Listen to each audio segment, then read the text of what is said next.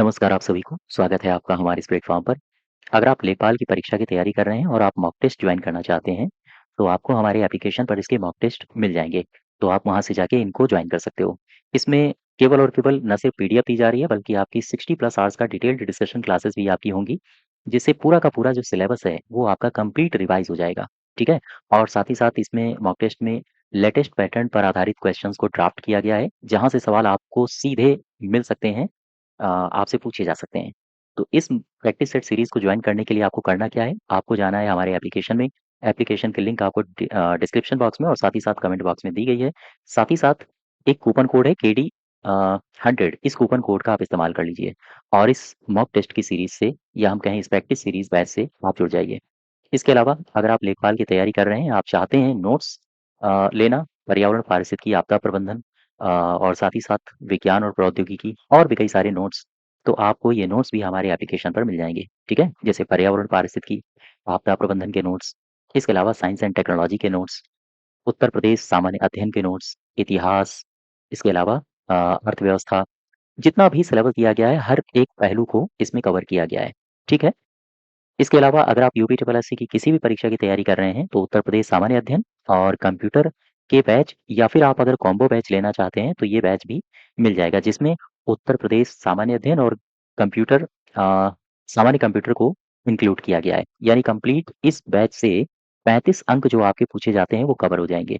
Combo batch से जुड़ने के लिए केडी 21 कूपन कोड का आप इस्तेमाल ज़रूर करिए। तो ये हमारा बैच है, अगर आप जुड़ना चाहते हैं, तो इस प्रैक्टिस सेट बैच से जुड़ सकते हैं।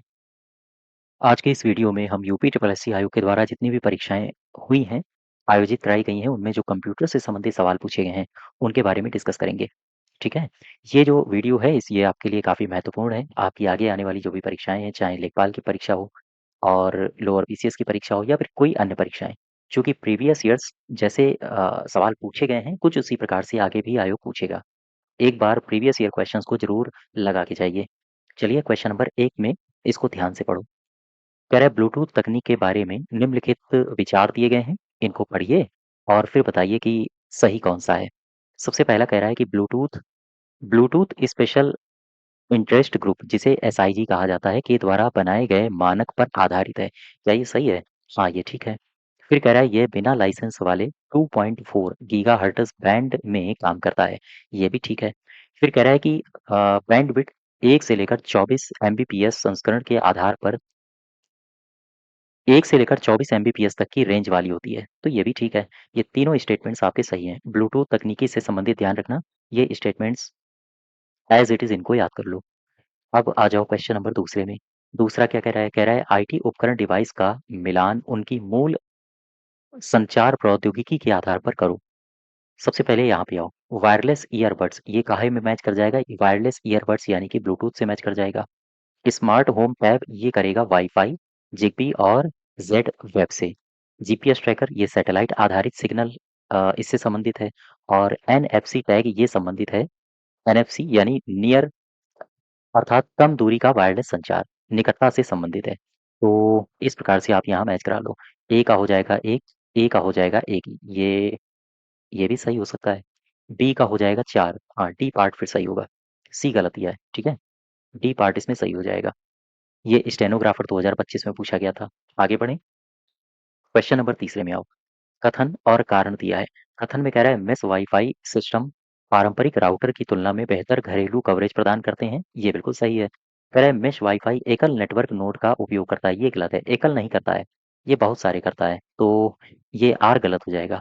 यानी कि ए सही है और आर गलत है। सी पार्ट याद रखिएगा, एजीटीए 2025 परीक्षा में पूछा जा चुका ये सवाल है। अब आ जाओ फोर्थ में। चौथे में कह रहा है कि ईमेल प्रोटोकॉल के बारे में निम्नलिखित में से कौन सा कथन सही है? ईमेल प्रोटोकॉल के बारे में कौन-सा कथन सही है? पीओपी ये आउटगोइंग ईमेल प्रोटोकॉल है। POP 3 post office protocol version 3 एकाधिक क्लाइंटों को एक ही मेल बॉक्स को अधिगम यानी कि एक्सेस करने की अनुमति देता है। या एसएमटीपी ईमेल भेजने के लिए उत्तरदायी है। ये सही है। एसएमटीपी ईमेल भेजने के लिए उत्तरदायी होता है ना? पीओपी आउटगोइंग के लिए नहीं है। तो सी पार्ट इसमें सही हो जाएगा। ये स्टेनोग्राफर में पूछा गया है। सारे के सारे क्वेश्चंस यहाँ पर आपको प्रीवियस ईयर्स के मिलेंगे। अब यहाँ पे आ जाओ, ये पूछा गया है स्टेनोग्राफर 2025 में। कह रहा है कि 2025 का संदिग्ध ईमेल डोमेन कौन सा उदाहरण है? @google.com, ये तो हो सकता है। आ, संदिग्ध कह रहा है ना, तो ये तो नहीं है। माइक्रोसॉफ्ट टर्म डॉट नेट, ये सही होगा, B part. Hyphen term dot net, Microsoft dot com, ये भी गलत है, यानी ये भी सही है। अर्थात आंसर ये नहीं होगा क्योंकि आपसे संदिग्ध पूछा गया है। support@company.com, बी पार्ट इसमें सही हो जाएगा। अब आ जाओ 6 में। 6 नंबर में क्या कह रहा है? ड्राफ्टमैन 2025 परीक्षा में पूछा गया है, ध्यान देना। कह रहा है ईमेल के द्वितीयक प्राप्तकर्ता की ईमेल आईडी फील्ड में दर्ज की जाती है। कहाँ पर दर्ज की जाती है? कार्बन कॉपी, सी पार्ट सही होगा। ब्लाइंड कार्बन कॉपी, बीसीसी का मतलब है ब्लाइंड कार्बन कॉपी। सब्जेक्ट और टू, ये प्रेषक होता है। ठीक है, तो यहाँ पर ए पार्ट सही होगा। और आगे बढ़ो जरा, क्वेश्चन नंबर 7 में आ जाओ। कह रहा है कि ईमेल प्रक्रिया विशेषताएं सूची 1 और सूची 2 में दी गई हैं। यहाँ पर प्रक्रिया दी है, ये विशेषताएं दी हैं। अब इनको मैच कराओ जरा। ऑटो रिस्पॉन्डर, संग्रह, पढ़े हुए के रूप में चिन्हित और साथ ही साथ फ़िल्टर या नियम, ये दिया है। ऑटो रिस्पॉन्डर का मतलब क्या होगा? आने वाली ईमेल का स्वचालित रूप से उत्तर देना ऑटो रिस्पॉन्डर होता है, ये सही हो जाएगा। याद रखें, ऑटो रिस्पॉन्डर क्या है? ये आने वाली ईमेल का स्वचालित रूप से उत्तर देता है। संग्रह यानी कि कलेक्ट, ईमेल को पहले से देखे गए रूप में सेट करता है। और संग्रह का ये तो नहीं होगा। संग्रह का मतलब ही होता है स्टोरेज से, तो यहाँ पर ऑप्शन ढूंढो स्टोरेज से संबंधित कौन सा है। ईमेल को बिना डिलीट किए इनबॉक्स से स्टोरेज में ले जाता है, ये सही होगा, है ना? बी का हो जाएगा तीसरा। अब आ जाओ सी में। पढ़े हुए के रूप में चिन्हित करता है, तो ईमेल को पहले से देखे गए रूप में सेट करता है या फिर मानदंडों के आधार पर ईमेल को स्वचालित रूप से फ़ोल्डरों में व्यवस्थित करता है, तो ये हो जाएगा फ़िल्टर का। ठीक? मानदंडों के आधार पर ईमेल को स्वचालित रूप से फ़ोल्डरों में व्यवस्थित करता है। और सी पार्ट का हो जाएगा दूसरा, यानी पढ़े हुए के रूप में चिन्हित करता है, ईमेल को पहले से देखे गए रूप में सेट करता है। तो ए का हो जाएगा पहला, बी का हो जाएगा तीसरा, सी का हो जाएगा दूसरा और डी का हो जाएगा चौथा, यानी सी पार्ट इसमें सही है। और आगे बढ़ें, क्वेश्चन नंबर 8 में आ जाओ। इसमें कह रहा है, ये भी एजीटीए 2025 में पूछा गया है। कह रहा है मजबूत पासवर्ड बता दो। जब भी कभी आप पासवर्ड बनाते हो तो उसमें संख्या भी होता है, उसमें कोई चिन्ह भी होता है, उसमें आपका मान लो नाम है रवि, है ना? तो आपने कैपिटल बना दिया, और यहाँ से वी आई तो यहाँ स्मॉल वी उठा लिया, ऐसे इस प्रकार से।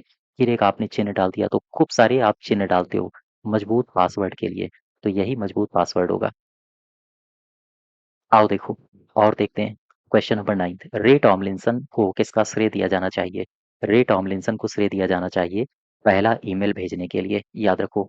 एज इट इज याद रखो, कनिष्ठ सहायक 2019 परीक्षा में पूछा गया है। फिर और आगे आ जाओ। कृषि प्राविधिक में 2019 में पूछा गया था, ईमेल प्राप्त करने के लिए कौन सा प्रोटोकॉल इस्तेमाल करते हैं? ये प्राप्त करने के लिए होता है। ठीक है, भेजने के लिए अलग होता है, प्राप्त करने के लिए अलग होता है। आपसे पूछा गया है प्राप्त करने के लिए, मुझे बताओ। अब पीओपी, पोस्ट ऑफिस प्रोटोकॉल।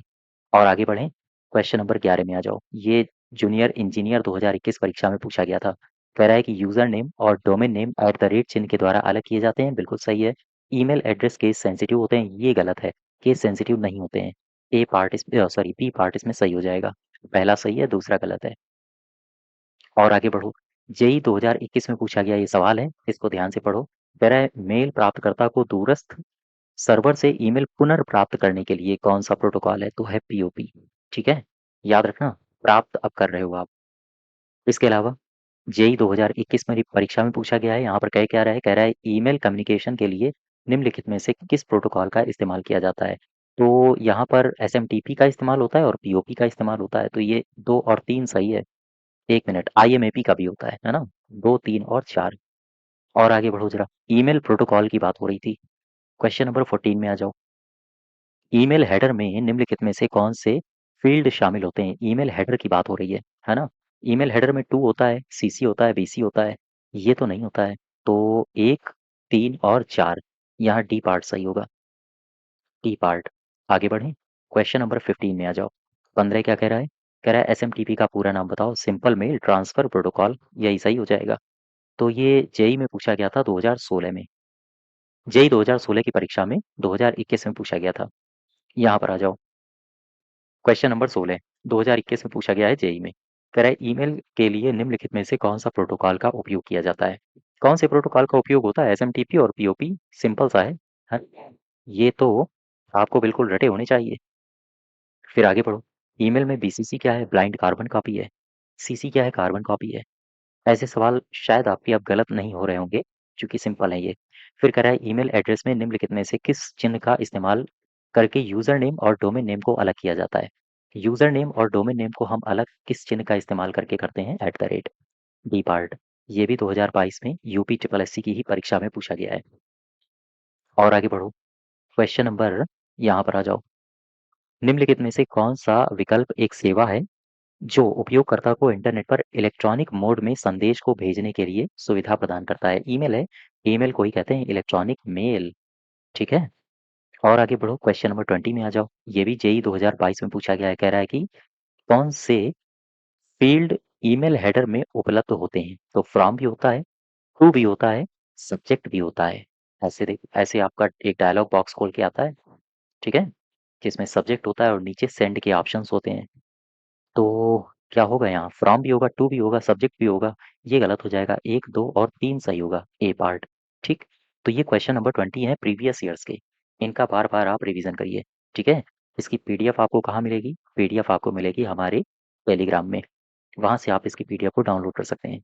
तो आज यहीं तक रखते हैं। धन्यवाद।